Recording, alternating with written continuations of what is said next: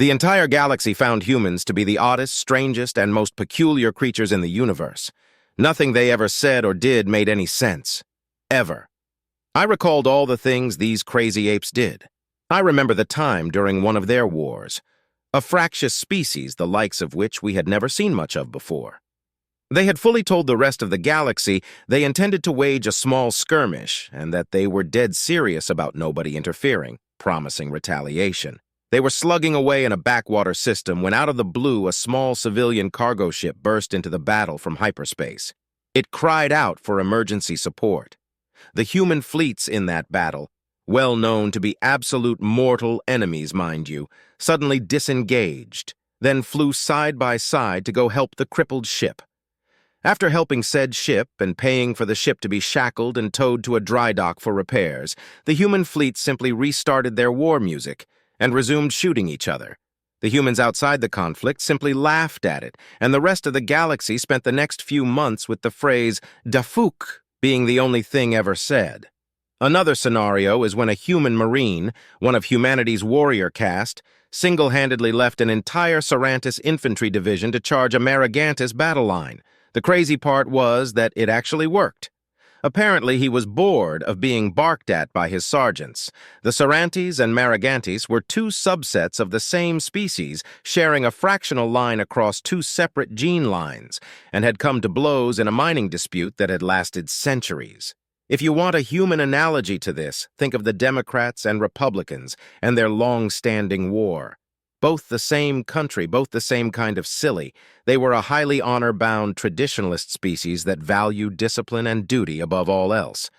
They held significant sway over the futures of the galaxy's body politic, but could for the life of them never settle any disputes, mostly using tactics and weapons that humans found to be archaic and suicidal. Thought few casualties were ever reported in their skirmishes.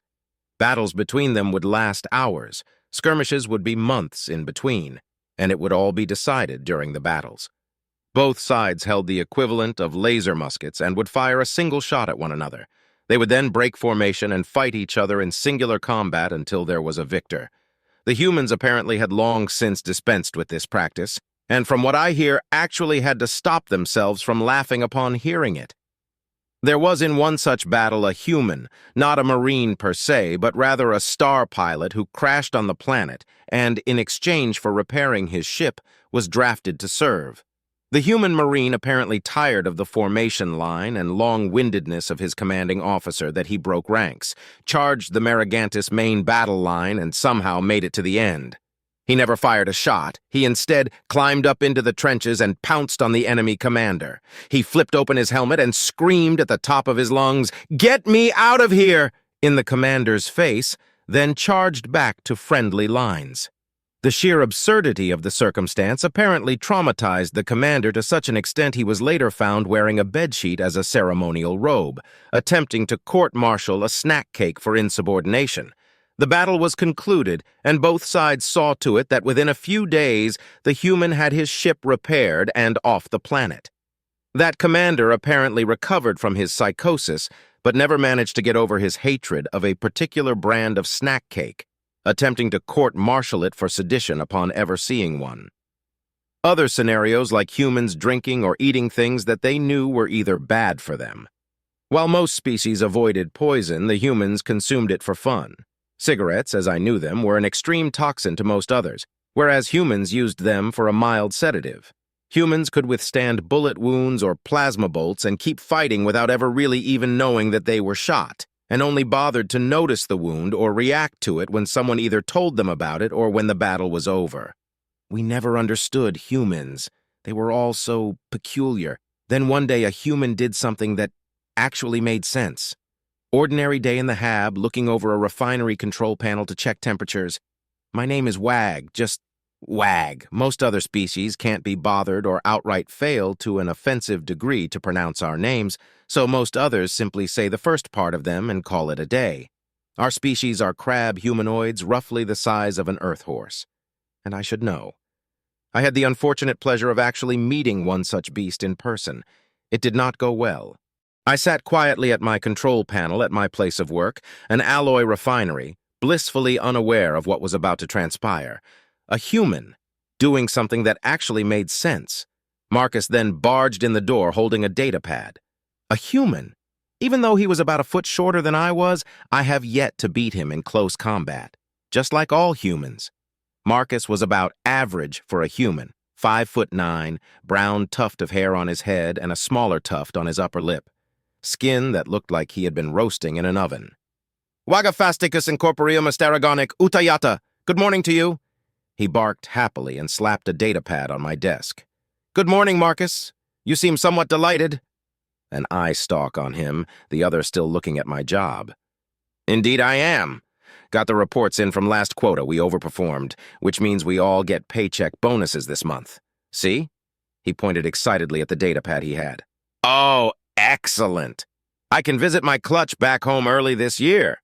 I clicked my mandibles in joy and quickly disabled my work for a short break so we could chat. Yup. Got a pub crawl planned for the weekend with the boys and janitorial. Interested? He asked. Oh, definitely, indubitably. I clacked my claws in happiness. Oh, by the way, here. He handed me another datapad, a somewhat sinister grin on his face. What be this? It's a petition. It's been doing the rounds lately, and it's already got 6 billion signatures. Again, with that sinister smile, I read it. Petition for gww.change.universe/reclass.net reclassification of species. Reclassification of species is an absolute necessity for most creatures as they slowly gain intellect and technology, or we simply discover a new thing about them. It is therefore we come to the following conclusion and ask changes be made to reflect this. We hereby petition that the creatures known as politicians be reclassified as a separate species. The reason for this is that politicians, barring some extremely rare and notable examples, all display a similar demeanor, attitude, and activity regardless of their origins. Pompousness, a lack of consideration, a certain quality of elitism or holier-than-thou thought processes, and as such, all politicians all act the same way, like assholes. Every politician seems to operate under the same hive mind of the concept of power and its addictive nature, and even the most nicest or kindest of individuals can fall prey to this concept and become complete assholes seemingly overnight with few exceptions. Each politician seems to be under the same delusion of power, saturating grandeur on achieving a seat of power. Therefore, this petition hereby exists to reclassify any and all politicians as their own species in order to properly open their behavior to scrutiny and necessary ridicule. We, the people. I looked up at him. He simply smiled down at me. I signed the document and he retrieved the datapad. Both of us looked at each other for a bit, then burst into a fit of hysterical laughter. After a while, we said goodbye and would likely meet up later for drinks after work. That right there was the only time a human did anything that actually made sense. Well, not the only time, actually, but that, for me at least, was the best one.